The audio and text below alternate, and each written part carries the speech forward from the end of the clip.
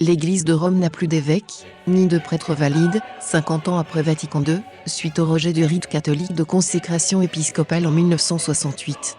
L'Église catholique est éclipsée. Paul VI Montini a menti, en prétendant infailliblement fonder le nouveau rite de consécration épiscopale sur un texte en usage. Ce texte n'a pas d'existence historique démontrée. Documentaire réalisé par des chercheurs indépendants sur la base des travaux publics du site de Aurore Sanctifica.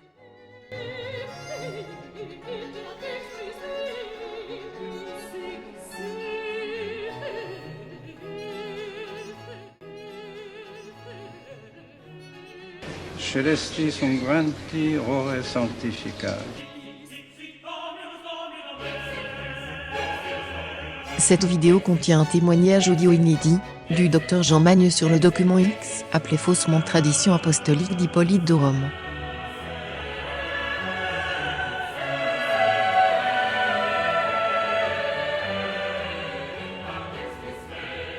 Cette pseudo-tradition sert de base au nouveau rite de consécration épiscopale, selon la Constitution apostolique Pontificalis Romani, promulguée par Paul VI Montini le 18 juin 1968.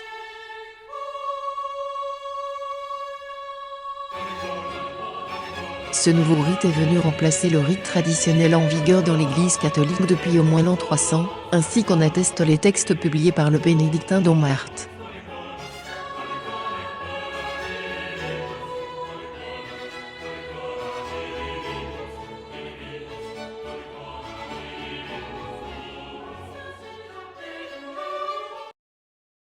Spiritum Sanctum.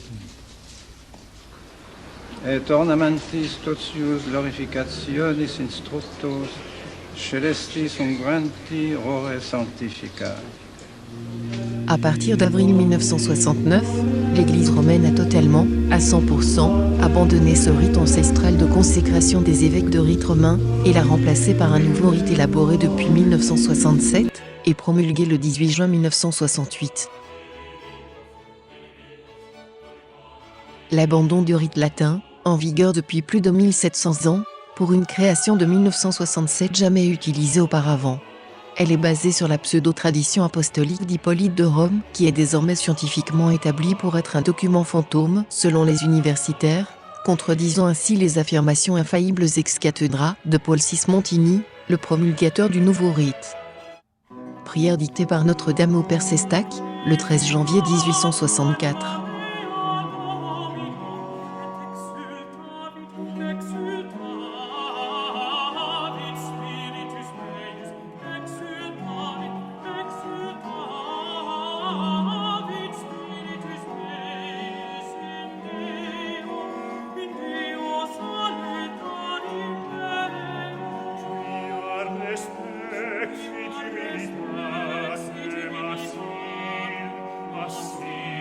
Ce document n'est pas l'œuvre du CIRS mais de chercheurs indépendants. Néanmoins, il réutilise nombre de travaux réalisés par le CIRS dans les années 2005 à 2008 et publiés sur son site internet ou dans ses ouvrages édités par les éditions Saint-Rémy. Nous prions pour le repos de l'âme de l'abbé Chambrout, et saluons la mémoire de celui qui patronna le CIRS et qui fut rappelé à Dieu en 2012. Pourquoi ce documentaire ? Pour faire comprendre aux fidèles catholiques que l'Église de Rome, dirigée par François Bergoglio, ne leur délivre plus de sacrements catholiques valides qui leur permettent de préparer le salut éternel de leur âme. Leur confession, pour obtenir le pardon de leurs péchés, auprès de ce pseudo-clergé post-Vatican II, ne sont plus efficaces, car ce pseudo-clergé n'a pas reçu le sacerdoce de Jésus-Christ, ni les pouvoirs sacramentels. Les pseudomesses auxquelles ils assistent, y compris selon le rite de Saint Pie V, ne sont que des offices néo-protestants, sans la présence de Jésus-Christ par son prêtre. Le sacrement de l'ordre imprime un caractère dans l'âme de celui qui le reçoit. La validité du sacrement de l'ordre pour la consécration de l'évêque est requise absolument pour l'ordination valide d'un prêtre. Elle est aussi nécessaire pour que le sacrement de confirmation administré par l'évêque soit valide. Ensuite, c'est à partir de cette consécration valide d'un évêque qu'il pourra lui-même, ou l'un des prêtres qu'il aura ordonné validement, donner le sacrement de pénitence pour le pardon des péchés. Donner le sacrement d'extrême-onction pour une âme, à l'article de la mort. Ou encore consacrer validement une hostie ou du vin, pour qu'ils deviennent respectivement le corps ou le sang du Christ dans l'Eucharistie. La présence réelle de notre Seigneur, Jésus-Christ, a disparu des hosties dites consacrées et des tabernacles, car le pseudo-clergé, post-Vatican II, n'a aucun pouvoir sacerdotal pour opérer la consécration de ces hosties. La réalité de cette situation, qui met leur âme en danger, ne leur est jamais exposée, même pas par les prêtres de la fraternité sacerdotale Saint-Pie X, qui ont conservé les pouvoirs du sacerdoce catholique valide, ni par les autres prêtres encore valides. Ces prêtres connaissent la vérité depuis 2005, mais la taisent volontairement. Pourquoi cette situation en 2021 ? Nous allons l'expliquer dans ce documentaire et en apporter les preuves. Ajoutons que, pour la presque totalité, les pseudo-prêtres des communautés traditionnelles de la mouvance Ecclesia Dei, par exemple la Fraternité sacerdotale Saint-Pierre, l'Institut du Christ-Roi ou l'Institut du Bon Pasteur, sont invalides.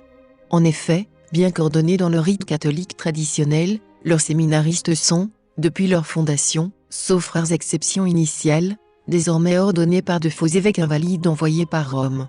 En apparence, ces faux prêtres croient qu'ils sont prêtres catholiques, portent la soutane, disent la messe selon le rite traditionnel, enseignent le catéchisme, mais ce ne sont, en fait, que de simples laïcs sans aucun pouvoir sacerdotal. Ils miment le clergé catholique par des apparences, mais ils ne lui appartiennent pas. Ces faux prêtres n'ont pas le pouvoir de remettre les péchés aux fidèles, ni de rendre présent notre Seigneur Jésus-Christ sous l'apparence des saintes espèces eucharistiques. Ils sont semblables aux faux clergés anglicans déclarés infailliblement invalides par le pape Léon XIII en 1896, dans sa bulle apostolique Écureuil. Pourquoi l'abandon du rite a coupé les âmes des grâces sacramentelles ? Pourquoi l'Église de Rome en est venue à perdre le sacerdoce catholique et à cesser d'être l'Église catholique ? Parce que, depuis avril 1969, les nouveaux pseudo-évêques de rite latin sont sacrés dans un nouveau rite invalide, qui a été substitué au rite immémorial en vigueur jusque-là, depuis au moins l'an 300. Par une réaction en cascade, en interrompant la chaîne de la transmission du sacerdoce aux nouveaux pseudo-évêques, les pseudo-prêtres ordonnés par eux n'ont pas reçu le sacerdoce, si bien que leur pseudo-confession et leur pseudo-messe sont invalides et inopérantes pour les fidèles. Après 50 ans de mise en application du rite, il n'existe quasiment plus de clergé valide au sein de l'Église de Rome, y compris dans les communautés Ecclesia Dei.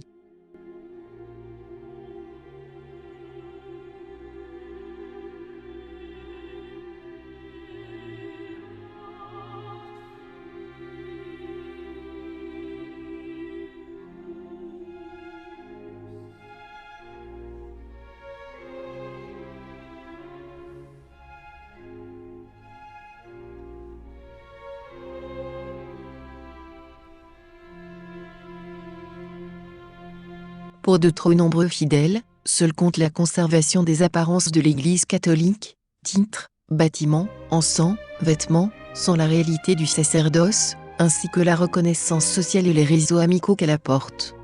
Pour d'autres fidèles, une telle réduction de l'Église à une peau de chagrin, de plus diabolisée comme traditionnelle, est proprement inconcevable.